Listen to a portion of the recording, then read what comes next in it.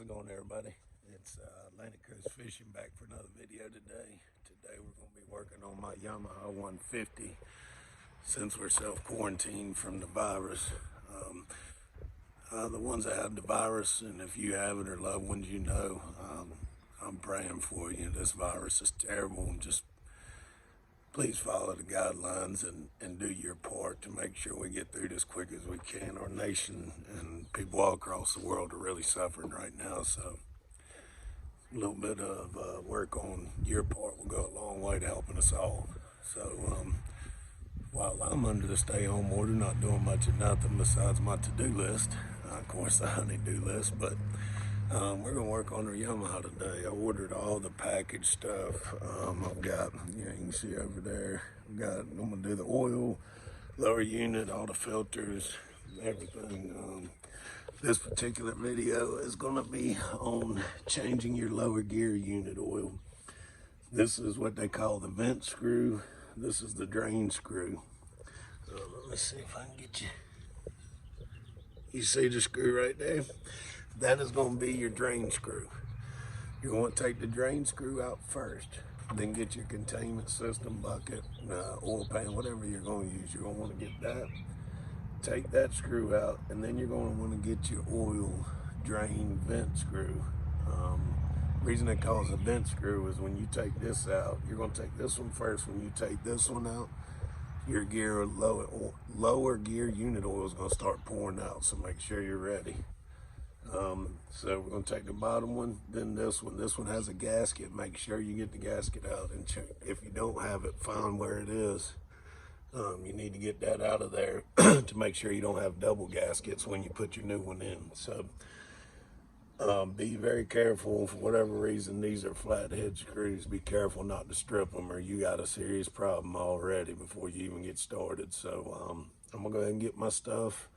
We'll get ready, and while we're under self-quarantine, try to get my head in front of the sun there so the sun doesn't kill y'all. But while we're under self-quarantine, we're going to get our service done, and also when the quarantine's lifted and the stay-at-home order's gone, we're back in business. We're going to take the vent screw out. Like I said, when this vent screw comes out, this is going to come dumping out. If you want to check this oil when it first starts coming out, because if you see a watery or milkshake looky, you know, the way the fluid looks, you got a serious problem somewhere. You got some seals broken, the water's getting in. So when you strip that screw, you just want to make sure, well, not strip it, excuse me, when you back it out, you want to make sure that your fluid looks really good. Now that looks brand new almost, and it was replaced a year ago. So I know I don't have any seal problems, but as we take this vent screw out now, you'll see the oil come flying out of there. So we definitely want to be ready. Like I said, make sure you get this washer out too with it. And there it goes. And this screw looks very good. We're going to replace that washer. But I mean, that oil looks almost brand new still. So I know I'm in good shape. I mean, I'm really surprised at how good that oil looks. So we'll let that drain and then get back to filling our unit pump here. This section here will go into your bottle. This part here, excuse me, let me get it focused right. That is going to thread in to the bottom screw, and you're going to watch your ventilation screw. You're going to pump all the oil in till you start seeing the oil come out of here. When you do the first little bit of oil, don't stop there. You're just getting bubbles and whatnot. You keep going, pumping it in. Like I said, you're going to thread it in the bottom, and you're going to pump that whole bottle in until it runs out here and runs down. You want to do it till you get a good steady stream. You want to get all the air out of that and make sure you do it and fill it all the way up. Once it does come out of there, give it a few extra pumps, then pull it out real quick. Best way to do it is put this in before you unscrew that. That way it's just not dumping out. But then you'll thread the screw back in, and you'll let it finish going out of there. You'll tighten your screw along with a new washer, and once you do that, you're about done with the changing the oil section. Then what we're going to do is pull our prop off, check it for fishing line, check our seals, make sure everything looks good. We have our pan in place, and we have onto our bottom. I'm going to start pumping the fluid in. We're just gonna do it nice and easy. And wait until it starts coming out of our vent screw above.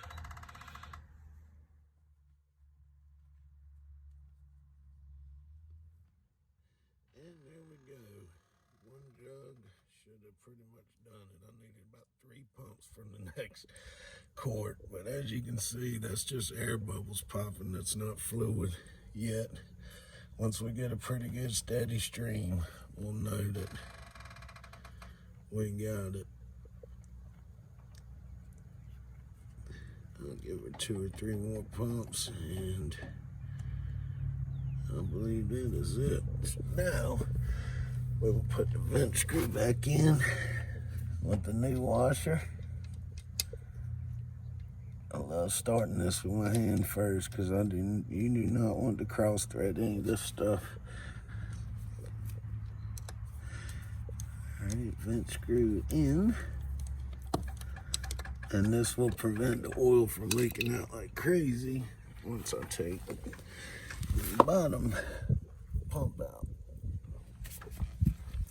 Alright, I'm about to do this then get back to having to stop, but like I say, I'm my own cameraman and mechanic, so we put our vent screw in with the new washer. We put our screw on the bottom, which is our drain screw, put it in, and the reason we do this one first is because if we do not put that in, when we pull this out, oil just starts dumping out like you're draining it. So you must put the vent screw back in first, then your bottom screw. So we're going to clean all this up now, and we'll get to taking the prop off.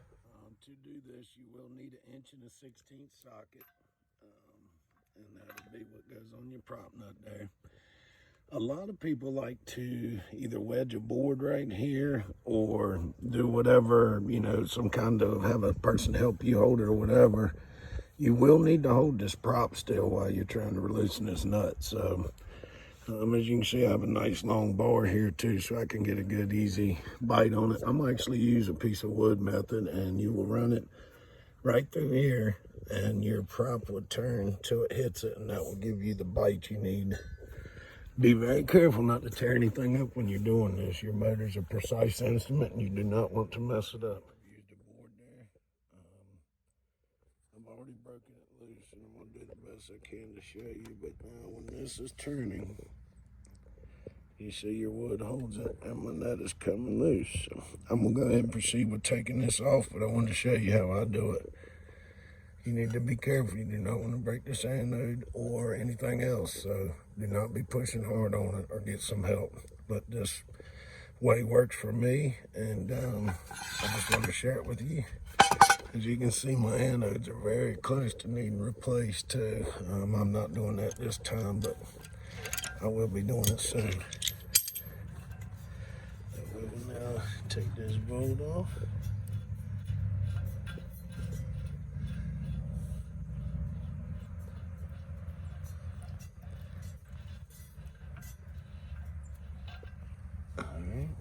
This up here,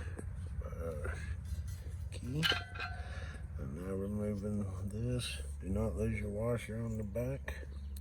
Looks good. Still has grease on it from last year I put, as you can see. Looks really good.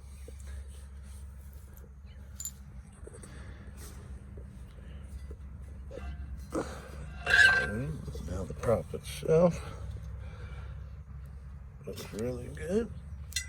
And if you were to have a bunch of fishing line wrapped around here, that's when you would know it. Oh, I do have a lot of gunk buildup that needs to be cleaned really well before I put it back on. But we will look in there, see if we see any fishing line, which I do not right now, but I'm going to investigate it a little bit. We will then re-grease it, clean up all our parts, re-grease them, and reassemble it. Our prop taken off, and we can clean this. We've looked at it. I don't know if you can see just inside. That's a rubber gasket. That keeps the water from going into your lower unit and mixing with the oil and all. If you have fishing line around here a long time, it will tear that seal all to pieces. and it will cause you a lot of problems. So that's why I clean that real good so I can see that seal all the way around. Make sure you see it there. Everything looks good. I'll recoat the nut with some grease. I'll clean that. I'll clean my prop really good. Pieces down here, I'll clean them, re-lubricate them, slide them back on, and we're gonna be pretty much done with our lower unit. As I said, I'm going to do the impeller also. I'm gonna try to make a video on that if possible. It just depends on how hard it is to do it and film it by myself. But if you enjoyed this video and it was helpful to you, please give it a like. If you don't mind, subscribe to the channel. It would really help me, and any kind of positive feedback you could give me, good or bad, I would really appreciate it. Thanks for watching. Hope it helped, and see you in the next video.